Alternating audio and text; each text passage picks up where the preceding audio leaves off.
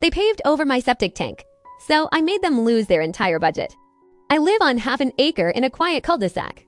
My property shaded by oak trees, my backyard fenced with weathered cedar. The neighborhood was peaceful, and the HOA kept to themselves. Then one Saturday morning, I smelled something sharp and rotten wafting through my open kitchen window. I stepped outside and saw muddy water pooling near my fence. When I dug a little with a garden trowel, I hit thick black sludge. My septic system was leaking, and it wasn't natural wear. I called a septic inspector. He showed up with his boots, clipboard, and flashlight.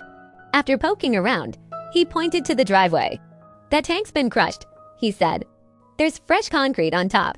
Someone paved right over it. I walked down to the cul-de-sac and saw it myself. A brand new stretch of asphalt, smooth and shiny, cutting across the grassy verge exactly where my septic tank sat. At the edge of the pavement, a bright white PVC access pipe stuck out like a sore thumb. I knew the HOA had been pushing for uniform curb appeal. That glossy black driveway was their idea. So I marched over to their office and found Clara, the HOA president, sipping coffee behind her desk. "You paved over my septic tank," I said flatly. She smiled, unbothered. "It's just landscaping," she shrugged. "We didn't know it was yours. It's always been mine," I said. My septic system was installed by my grandfather in the 1950s. Long before this HOA existed, she shrugged again. "Maybe it's time to upgrade," I left, fury simmering beneath my skin. That night, I started digging. I pulled up property records, septic permits, and even old utility maps. Then I called the state environmental agency.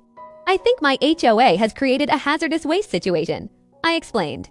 The inspector's voice was flat but professional.